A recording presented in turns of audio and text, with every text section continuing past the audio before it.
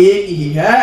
कुछ लोग बोल के दिल से उतर जाते हैं और कुछ लोग बोल के दिल में उतर जाते हैं, ज्यादा फर्क नहीं होता है दोस्तों।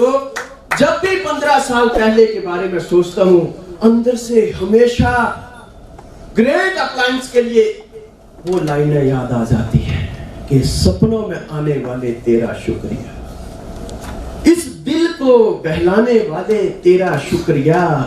कौन करता है इस जमाने में इतनी मोहब्बत किसी से, मुझे ड्यू सॉफ्ट में लाने वाले तेरा शुक्रिया।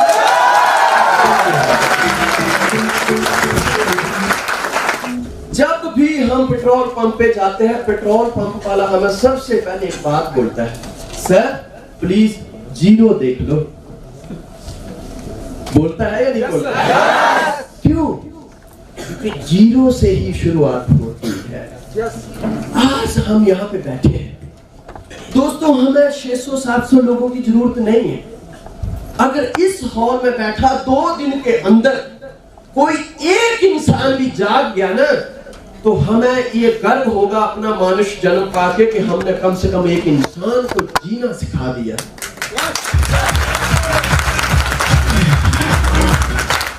पेट्रोल पंप वाला बोलता है, सर जी पहले 0 देखो। हम तुरंत 0 देखते हैं और वो पेट्रोल डाल देता है। उसी प्रकार जो इंसान यहाँ पे अपने दिमाग को, दिल को 0 करके बैठा होगा, वो ही अपने अंदर कोई ना कोई सॉफ्टवेयर डाल सकता है। साइंस आज इतनी तरक्की कर चुका है कि हम चाहे तो मेरी किडनी निकाल के उसको दी जा सकती है, मेरा दिल निकाल के उसको दिया जा सकता है, मेरे बाजू का कोई हिस्सा निकाल के किसी को भी सेट किया जा सकता है, मेरी आंखें निकाल के किसी को भी दी जा सकती है, मेरा दिमाग निकाल के किसी को भी दिया जा सकता है, मेरे दांत निकाल के किसी को भी दिए जा सकते हैं। लेकिन जो सोच होती है ना, वो आज तक तरक्की नहीं की साइंस ने कि इसकी नेगेटिव सोच है, इसको निकाल देते हैं और पॉजिटिव सोच में इसमें डाल देते हैं। ऐसा कभी होता है? नहीं होता है। सोच को पॉजिटिव करना या नेगेटिव करना इंसान के खुद के हाथ में होता है। और 21वीं शताब्दी का सबसे बड़ा चमत्कार है, 21वीं शताब्दी का सबसे बड़ा आविष्कार है कि एक इंसान अपनी सोच को बदल के अपनी जिंदगी बदल सकता है। तो हम सब लोग 0 के साथ स्टार्ट है। yes! 2 बहुत ही प्यारे दोस्त थे, 2 बहुत ही प्यारे दोस्त थे। एक ही मोहल्ले में बचपन में उन्होंने खेलना कूदना शुरू किया, एक साथ वो स्कूल गए, एक ही साथ वो आर्मी में भर्ती हो गए। हेलो, एक साथ वो आर्मी में भर्ती हो गए और आगे जब उनकी ड्यूटियां लगी तो भी एक ही यूनिट में लगी उनकी ड्यूटियां। एक बार की बात है, बॉर्डर पे युद्ध शुरू हो गया। होता ये है, जैसे हम समझने के लिए राम और श्याम की बात ले लेते हैं, आपको याद रहेगा।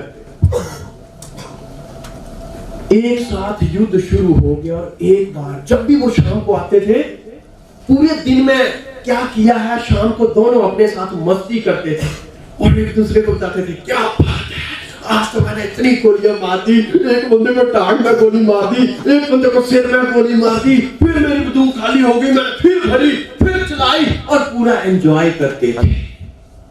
लेकिन दोस्तों, एक बार की बात है, शाम के समय जब लड़ाई खत्म करके दोनों, वो जो सेनाएं थी वो वापिस अपने अपने तंबुओं में आ रही थी, तो क्या देखते हैं, उसमें राम नहीं है।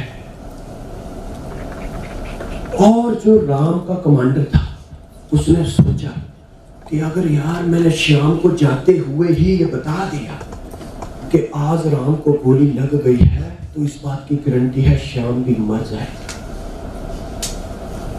इस बात की गारंटी है श्याम भी मर जाएगा। जैसे वो वापिस लौटे, राम वाला जो हिस्सा था वो शांति से बैठे हुए हैं, क्योंकि उन्होंने अपना एक सिपाही खो दिया।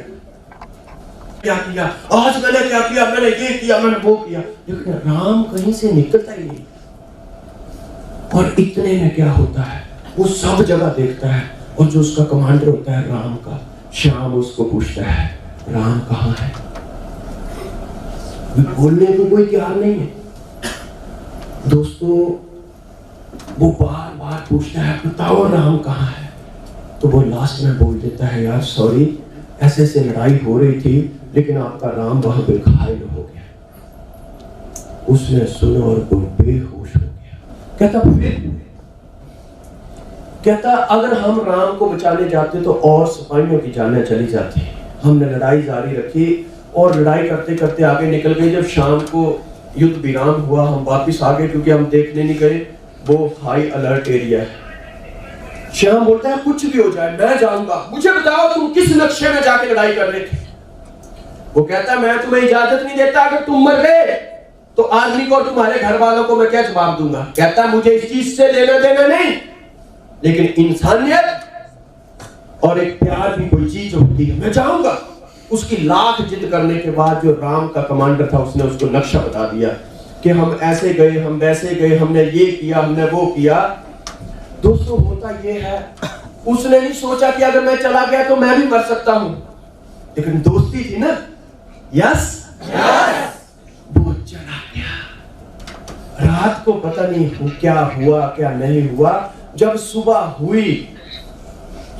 हुई तो श्याम राम की बॉडी कंधे पे उठा के वापस आ रहा है। सबने देखा यार ये तो वापस आ गया। उसकी बॉडी उठा के कंधे पे वापस आ रहा है और सारे उसको पूछते हैं श्याम सच बताओ क्या क्या हुआ, जब तुम गई तो क्या राम जिंदा था, तुम्हें कोई गोलियां तो नहीं चली, तुम्हें कुछ हुआ तो नहीं।